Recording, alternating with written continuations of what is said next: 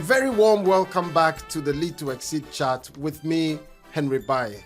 Over the last couple of chats, I have been speaking with an established, accomplished leadership coach and executive coach in the person of Mr. Christian Diaba. We're blessed to have Christian back on the Lead2Xceed chat today, and we're going to explore the subject of coaching a little bit more. Welcome back, Christian. Thank you very much, Henry. So, Christian, in the last two chats, we've talked about what coaching really is, how important it is. We've also talked a little bit about the qualities and the skills that coaches need to be to possess in order to be good coaches. Now, today, I just want to explore a little bit around the process of coaching itself. So, is there some formula that you follow when you're coaching? Is there some process? I don't know about formula. I will tell you about one of the many tools, and this got to do with an approach. Remember that coaching is a conversation, but it's not just a conversation. We could have a conversation all day. Not sure we would be calling all of that coaching. What we will be talking about in terms of coaching as a conversation is you want to support the person from one point to the other. And so I would want to share with you an approach regarding that. It's pretty much a simple one. Every and anybody at all with the skills we've talked about can use this approach, which we refer to as the grow coaching approach, to get to work through coaching. Grow, actually, you'll notice is 4 letters, G-R-O-W. So I'm going to play on those 4 letters and then get us to work through what will be a simple coaching approach. The first letter is G. G, in this sense, stands for goal. Goal. Every single time you get into a coaching conversation, the first thing you want to establish is, what is the goal? What goal do we want to achieve? And I always draw people's attention to 2 perspectives of the goal. For today's coaching conversation of 10 minutes, 30 minutes, 1 hour, what do we want to achieve? What is our expected outcome? So that's the first bit. The second bit is the whole coaching engagement. Let's say you come to me, you say, you need me to coach you. What then I would be asking is that, what do you want to achieve with this coaching engagement? So that becomes the second level of goal. Take, for example, you give me a call and say, I'm lost. Typically, the first question I should be asking you is to figure out where you are, where you're going. Okay. Which is the goal, right? Where you're going will determine what I should be telling you. So G, goal. The second letter, if you recall, is R. And that stands for reality. Okay. So remember, we've talked about goal. Now we're talking about reality. Where are you today in relation to the goal you want to achieve? And that is so important. You remember when we gave the conversation around I'm lost, you're asking me, where do you want to go? If I tell you I want to go to Paris, and then your next question will be, so where are you right now? I'm in London. Now, from London to Paris, it doesn't just happen. So I must be, every time in the coaching conversation, I must be able to clarify as the coachee what my current reality is. Always remember, it's not just current reality for the sake of it, but reality in relation to the goal. So that's the second point. We've talked about the goal. We've talked about the reality, which got to do with where you want to go to or what you want to achieve in relation to where you are today. The third letter is O. O is for options. So you see where we're going with this. I've been trying to figure out what the O could be. You know, think about it. I'm in London. I went to get to Paris. The question around that is, what are the possible ways by which I can get to Paris from London? So let's try a quick one here. Between London and Paris, what are the possible means by which I can get to Paris from London? I can go by air. So we have by air. I think I can go by road. By cross road. with a ferry. Mm-hmm. Now pause there. Yeah. Pause there. I always remind people in the coaching conversation, when you get to options and you, the coach, you are asking the coachee regarding options, typically this is where they would say, well, I don't know, you tell me. It's a tempting offer they're giving you. Very tempting. In your area of expertise, if somebody were to ask you, what do you think? I don't know what to do. Yep. You've got to hold yourself from saying, well, you do this, you do that. Because you do that, you give it all to them, they're gone. Yes, they're gone. Do they want to do what they said they'll do? No. But when you get to options, they say the first one, that again is not an option. It's just one. So you ask them again, where else? So you remember you talked about by air, then you talked about by road. Those are two. We say that if you have one, you don't have an option at all. You just have to use that. If you have two options, you still don't have an option. What you have is a dilemma because it's just one or the other. You have real options when you start doing more than two options. So you've talked about by road, by air. How else can you get to Paris? By train. By train. If I were an eagle, by flying. By flying. Very interesting, isn't it? Now, remember this. You've given me three options: by air, by road, by train. You may assume as a coachee that that's about all. So what I do then as a coach is to say, how else? Actually, I can go by sea as well. There you go. So when I said how else, you'd find that you begin to think through, okay, what else could it be? It may not always be the case, but one of the most powerful questions to ask at the option stage is what else? What else? Because that's a beautiful phrase, or if you like, a question that will begin to spark in your coachee some more thinking.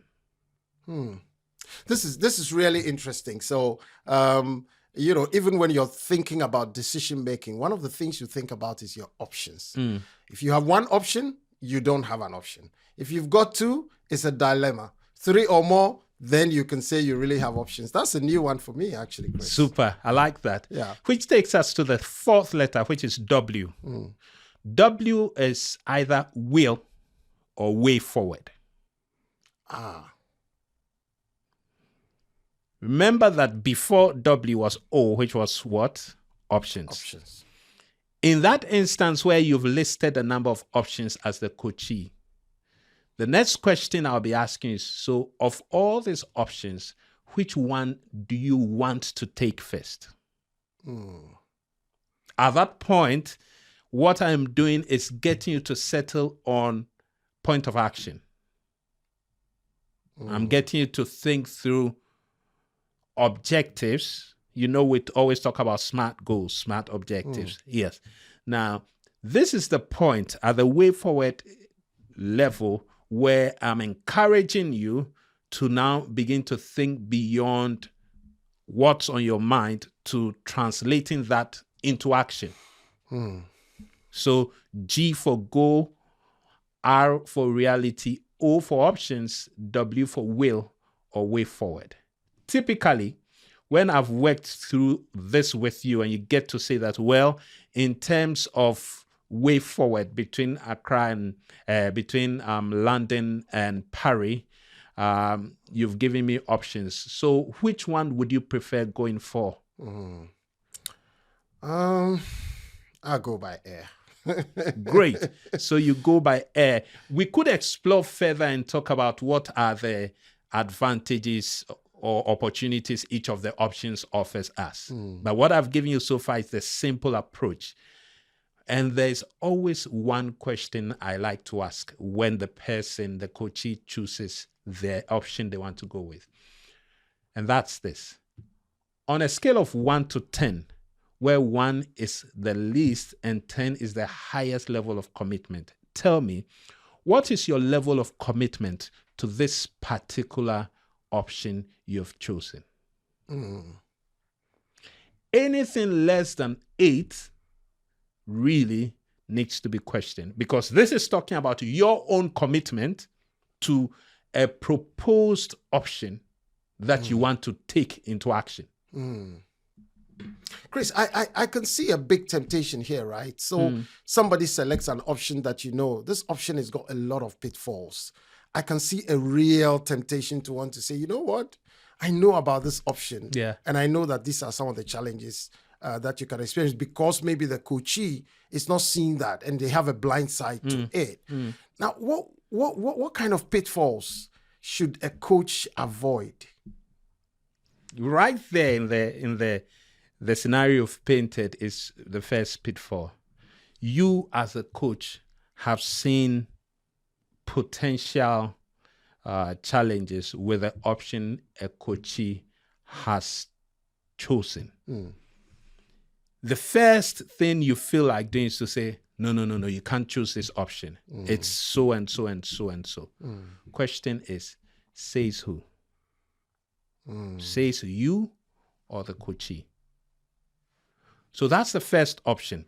When you have made that choice as the coachee, I as the coach, I'm feeling that choice is going to lead to some pitfall or take you off track.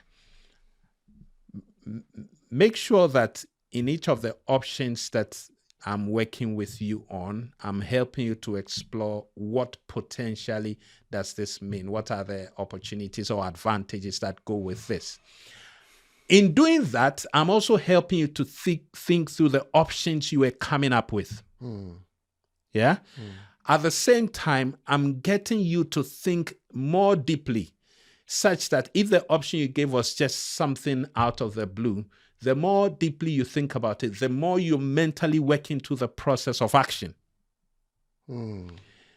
You made those decisions. You have declared your level of commitment to that option. Most likely, the expectation is that you would want to push through your own actions. It's not necessarily automatic that because you have given those options, then you would follow through with them. Wow. I can imagine there'll be some other pitfalls for sure, right? Loads of them.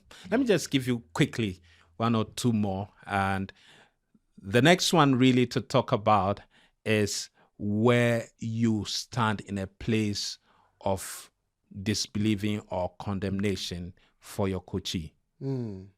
And we all know what that does, because remember, we've talked about trust as the foundation. Immediately you start questioning the coachee around that. Words you use, your body language almost tells the coachee that this is not somebody who is interested in me.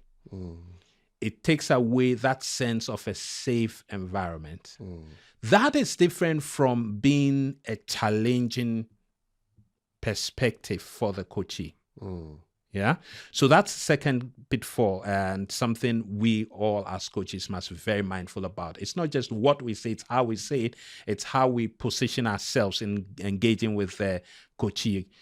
Then in terms of pitfall, there's also the pitfall of wanting to get the coachee to do what you want them to do rather than them doing it.